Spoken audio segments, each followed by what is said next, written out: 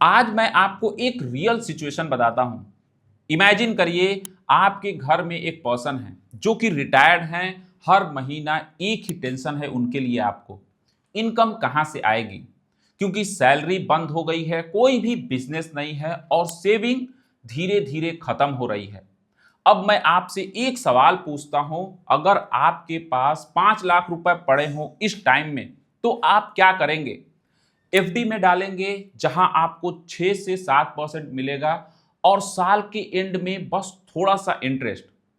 लेकिन प्रॉब्लम क्या है, मंथली इनकम नहीं आती है। एफडी से आपको मंथली इनकम देखने को नहीं मिलती है।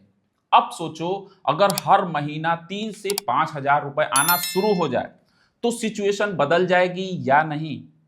यहीं से कहानी शुरू होती है पोस्ट ऑफिस की एक सिंपल स्कीम से। MIS, monthly income scheme. Concept बहुत ही सिंपल है। आप एक बार पैसा डालते हो और हर महीना इंटरेस्ट मिलता है सैलरी के तौर पर।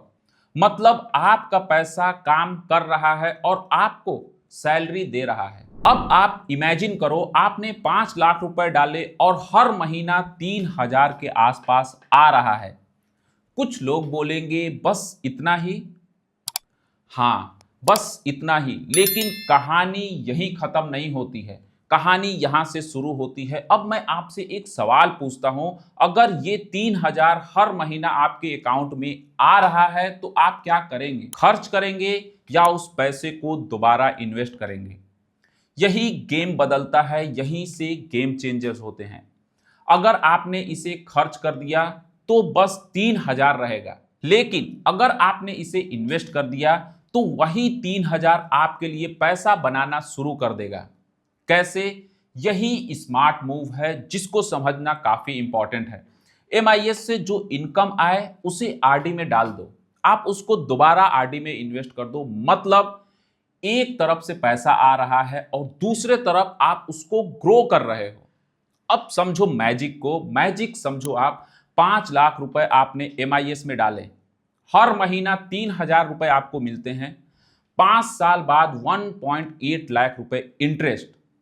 अब यही 3 हजार हर महीने आप आरडी में डाल दोगे तो 5 साल बाद ये बन जाएगा 2.2 लाख रुपीज। अब खुद सोचो, आपने एक्स्ट्रा पैसा लगाया? बिल्कुल भी नहीं लगाया आपने एक्स्ट्रा पैसा, फिर भी एक्स्ट्रा 30 से 35 हजार कैसे बन गया? क्योंकि आपने पैसा खर्च नहीं किया, आपने उसे काम पर लगाया, आपने उसे दोबारा इन्वेस्ट किया, क्योंकि आप स्मार्ट इन्वेस्टर्स हो। यही डिफरेंस है एवरेज और स्मार्ट इन्वेस्टर्स में। अब एक इंपॉर्टेंट सवाल, क्या ये रिस्क फ्री इन्वेस्टमेंट है? ऑलमोस्ट, क्योंकि ये गवर्नमेंट बैक्ड है, प्रिंसिपल बिल्कुल सेफ है। लेकिन लॉक इन 5 साल का है। यहां आपको वही पैसे को इन्वेस्ट करना चाहिए, वही पैसा डालो जो आपको जल्दी नहीं चाहिए, जिस पैसे की रिक्वायरमेंट जल्दी नहीं है। अब एक मिथ को क्लियर करते हैं। कुछ लोग बोलते हैं MIS 7.6% रिटर्न दे रहा है, RD 7% दे रहा है, तो टोटल 14.6% बनता है। ऐसा नहीं होता है। ये एडिशनल नहीं है, ये कॉम्बाइन है, दोनों का कॉम्बिनेशन है। रियल रिटर्न क्या बनता है? अराउंड 8.5 से 8.8%। तो आप सोचो, 8.8% गवर्नमेंट सेफ्टी के साथ, मंथली इनकम के साथ आज के टाइम में कहां मिल रहा है आपको इतना रिटर्न, वो भी सेफ्टी के साथ। अब यूज केस समझो कि ये इन्वेस्टमेंट है किसके लिए? रिटायर्ड पेरेंट्स हो गए, फ्रीलांसर्स हो गए, या फिर अगर आप बिगनर्स हो। और ऑनेस्टली उन लोगों के लिए परफेक्ट है जो रिस्की इन्वेस्टमेंट से डरते हैं। लेकिन एक एडवाइस मैं आप लोग को देना चाहूंगा, अगर आप यंग हो तो सिर्फ सेफ खेलना भी सही नहीं है।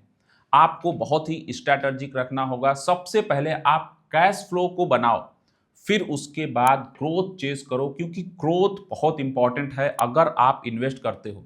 ये बैलेंस अप्रोच है। अब आते हैं लास्ट क्वेश्चन पे, अगर आपके पास 5 लाख रुपए हो, क्या आप हर महीने आने वाले इंटरेस्ट खर्च करोगे या उसे इन्वेस्ट करके डबल करोगे?